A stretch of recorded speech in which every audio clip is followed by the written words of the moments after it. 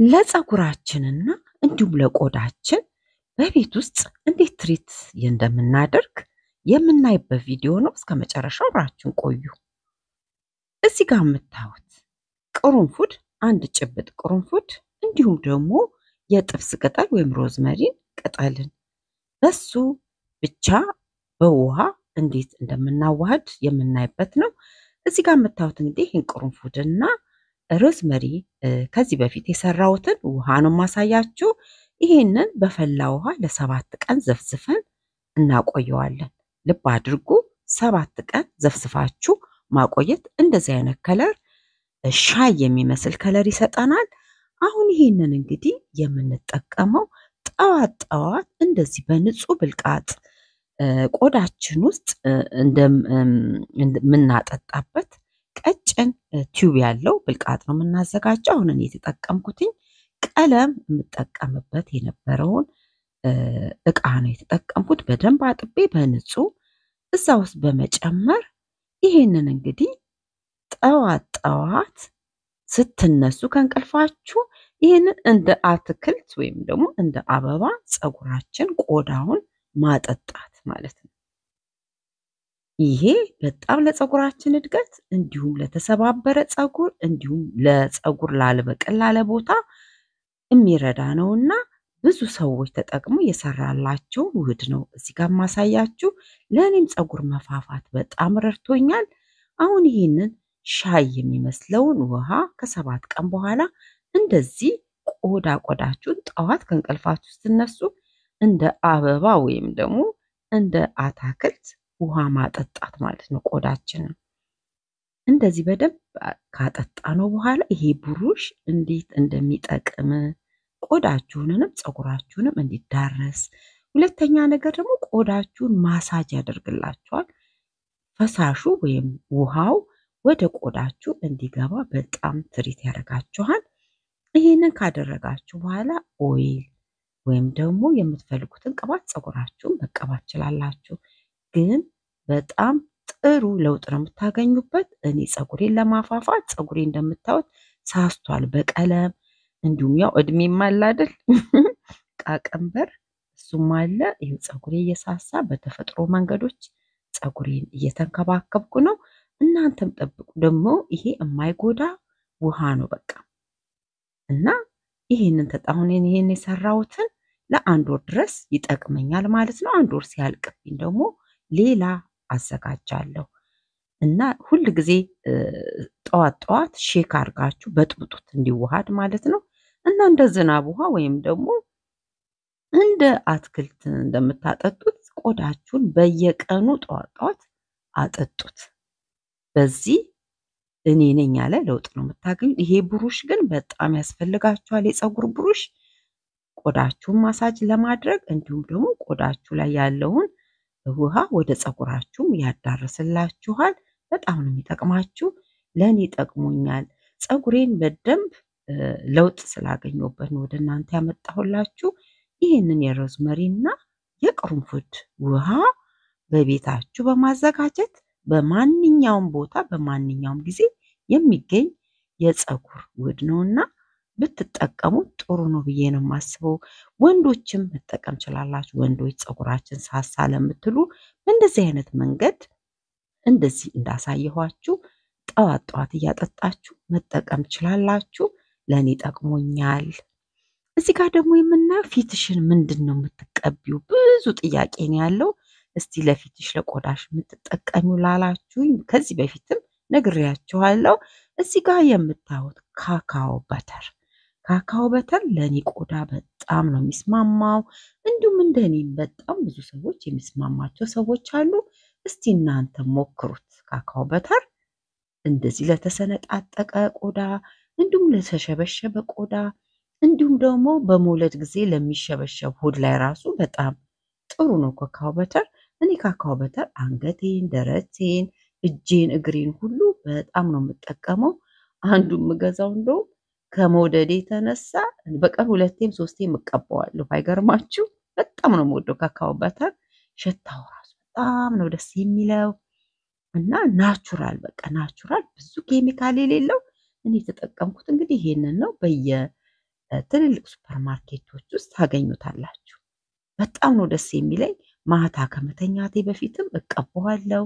ቀንም ብቻ በቀን 3 ምናምን ካካው በተር ሳልቀባው ሙሉበት ጊዜ የለምና በጣም ነው የምወደው። እስቲ እናንተም ይሄንን ሞክሩት፣ ትወዱታላችሁ። ታጥባችሁ ስትጨርሱ ልትተኙ ስትሉ ኢቭን ከንፈራችሁን አይናችሁ ስር ለአይናችን ስር ላለ ቆዳ በጣም ይጠቅማል። ካካው በተር ለኔ ስለጠቀመኝ ነው። ሽታው ራስ ነው ያላችሁ። ቪዲዮውን ስላፈጠንኩት ደግሞ ራስ ያሳቀኝ እንዴት እንደምንቀዠቀሽ ወይ ጉድ! እዚህ ለአይናችን ስር ለአይናችን ለሚጠቁርብን አይናችን ስር ለሚሰነጣጠቅ ለሚደርቅ ካካው በተር ዘቤስት በጣም ጥሩ ነው፣ ታገኙበታላችሁ። በዚህ አጋጣሚ በዛሬው ቀን ወደዚህ ቻናል የመጣችሁ ደውሏን ክሊክ በማድረግ ቤተሰቤ እንድትሆኑ በትህትና ጠይቃለሁ። ሀሳብ አስተያየታችሁን ደግሞ በኮመንት ጻፉልን። አሁን እንግዲህ ኪችኑ ስራ ለመስራት ቆሽሸን ወይም ደግሞ ቆዳችን አቆሸመን ምን አሁን ተጣጣብኩኝ፣ ፀጉሬን ትሪት አደረኩኝ፣ የምቀባውን ፊቴን ተቀባባው፣ ምን አልኩኝ? አሁን ወዴት ነው? ቀጥታ ወደ ኪችን እገባለሁ። ኪችን ገብቼ የማበስለውን ኩክ ማረገውን ወይም ደግሞ ኪችን ጽዳት ካለ ጽዳት አረጋለሁ። ጠዋት የመጀመሪያ ስራዬ እንግዲህ ከእንቅልፌ ስነሳ ይሄንን ፀጉሬን ውሃ ማጠጣት ከዛ ፊቴን ቅብትብት ማለት የሚያስፈልጉኝን ነገሮች ከዛ በኋላ ወደ ያው ሴት ኪችኗን ምንም አይደል። ከዛ ይሄን ካደረኩ በኋላ ወደ ኪችን ይሮጣል። ውዶቼ ቪዲዮውን ስላሮጥኩት ነው፣ ስፒዱን ስላሮጥኩት ነው ፍጥን ያለው። እንዳትደነግጡ ጄሪ ምን ነካት ዛሬ ብላችሁ። በዚህ አጋጣሚ አንድ እህቴ የጻፈችልኝ ታሪክ ልንገራችሁ። እኔ ራሴን መጠበቅ በጣም ነው የምወደው። የሰው ፀጉሩን አበጥሮ ጸርቶ ፊቱ አምሮ ተቀባብቶ ሳይ በጣም ነው መቀናው። በእኔ ቤት ውስጥ ግን ባለቤቴ እንዲሁም ደግሞ የኔም ቤተሰቦች ያንን እንዳደርግ አይፈቅዱልኝም። ለራሴ ትሪትመንት አንዳንዴ እርድ በማር አድርጌ ፊቴን ተለቀብቼ ሲያዩ አሁን አንቺ ከዚህ በኋላ ፊትሽን መቀባት ከወለድሽ ካገባሽ በኋላ ይሄ መቀባባቱ ምንድነው ጥቅሙ? ወደ ቤትሽ ማየት ይሻልሻል፣ ቤትሽን ብታስተዳድሪ ነው የሚሻለው እያሉ አንዳንድ ጊዜ ኮምፕሌን ያደርጋሉና በዛ ምክንያት ራሴን ትሪት አላደርግም። ለዚህ ምን ትያለሽና በጣም ነው የምበሳጨው። እንደዚህ ሰዎች ራሳቸውን ሲጠብቁ በማይበት ሰዓት እኔ የመንፈስ ቅናት ወይም ደግሞ ውስጤ በጣም ይበሳጫል ብላ አንድ እህቴ ጽፋልኛለች። እንደዚህ በዚህ ውስጥ ላላችሁ ቤተሰቦች የመመክራችሁ አንድ ሰው ፊቱን መቀባባቱ፣ ፀጉሩን ጤንነቱን መጠበቁ፣ የቆዳውን የፀጉሩን ጤንነት መጠበቅ ምንም ከኑሮ ጋር የሚያጋጨው ነገር የለም። ያንን ያ ሰው የሚያደርገው ለራሱ ነው። ራሳችን አምረን ራሳችን ትሪት አድርገን ቆዳችን ፀጉራችን በሚያምርበት ሰዓት ውስጣችን ይደሰታል እንጂ ምንም ክፋት የሌለው ነገር ነው እና ወገኖቼ እባካችሁ ባሎችም ለሚስቶቻችሁ እንዲሁም ደግሞ ቤተሰቦችም ቢሆን ለማንኛውም ሴት ልጆቻችሁ እህቶቻችሁ ራሳቸውን እንዲጠብቁና የሚፈልጉትን ነገር ነፃ ሆኖ እንዲያደርጉ ብትፈቅዱላቸው ጥሩ ነው ብዬ ነው የማስበው። ምክንያቱም በቆሸሽን ራሳችን በጣልን ሰዓት ጥሩ አይደለም።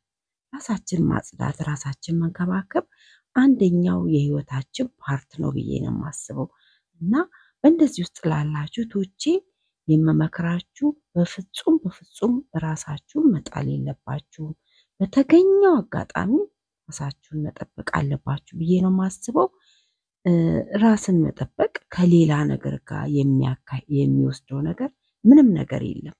ምንም ደስ ሊለን ስንወጣ ራሱ ደስ ብሎን ልጆቻችን ራሱ የኛን ለውጥ የኛን ማማር እኛ ራሳችን መጠበቃችንን በጣም ነው የሚወዱትና አንዳንድ ጊዜ ህፃናቶችም ቢሆኑ የእናታቸውን ውበት የእናታቸውን ማማር በጣም ያስደስታቸዋልና እባካችሁ በዚህ ውስጥ ላላችሁ ጥንቃቄ ብታረጉ ጥሩ ነው ብዬ አስባለሁ። እንግዲህ እዚህ ጋር ለዛሬ የማዘጋጀው ደግሞ የበግ ጎድን ጥብስ።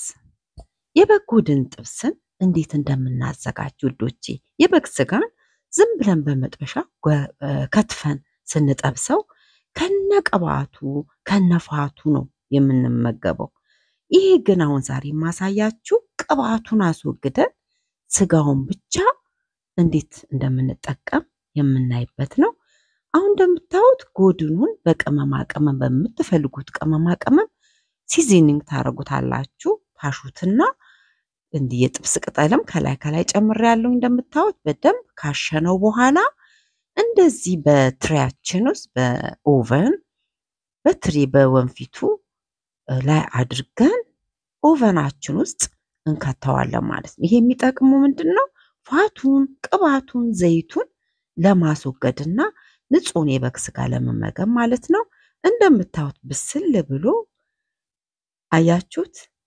ምጥጥ ብሎ ቅባቱ ከስር ይፈሳል። የፈሰሰውን ቅባት ብታዩ ሁለተኛ የበግ ስጋ አትበሉ። አሁን እንደምታዩት ቅባቱ ፍትስ ብሎ በደንብ ወደ ታች ወርዷል። እንግዲህ ስጋው ነው ከላይ ያለው ማለት ነው። የወጣውን ቅባት ይሁት እዚህ ጋር። ይሄ ቅባት እንግዲህ ኮሌስትሮል የሚሆነው በሽታ ሆዳችን ውስጥ የሚሆነው ይሄ የበግ ቅባት ነው። አሁን ቅባቱን እንዲህ ካጸዳ ነው በኋላ ላሳያችሁ። እዚህ ያወጣው ቅባት ይሄ እንግዲህ ኮሌስትሮል ነው። በቃ ይሄን ካስወገድን በኋላ በንጹህ ስጋው ከአትክልት ጋር ከሰላጣ ጋር ከምትፈልጉት ምግብ ጋር የበጉን ስጋ መመገብ እንችላለን ማለት ነው። ቀጥታ በመጥበሻ ጠብሰን በምንመገብበት ሰዓት ይህንን ሁሉ ቅባት አብረን ነው የምንወስደው ማለት ነው። እና ስፔሻሊ እድሜያችን ከፍ ላልን ሰዎች እንደዚህ ያጸዳን ቅባቱን እያወረድን ብንመገብ ጥሩ ነው ብዬ ነው የማስበው። በዚህ አጋጣሚ በዛሬው ቀን ወደዚህ ቻናል የመጣችሁ ደወሏን ክሊክ በማድረግ ቤተሰብ እንድትሆኑ በትህትና ጠይቃለሁ። ሐሳብ አስተያየታችሁን በኮመንት ስራ አስቀምጡልን። እንዲሁም ይህን ቪዲዮ ከወደዳችሁት ላይክ አድርጉት፣ አይከፈልበትም። አሁን እንደምታዩት እንግዲህ የጎድን ጥብሱ ድርቅ ያለ ጎድን ጥብስ ቅባቱን ከላዩ ላይ አትሊስት በመጠኑ ቢሆን ወጥቶልናል። እንደዚህ ከአትክልት ጋር አድርጌ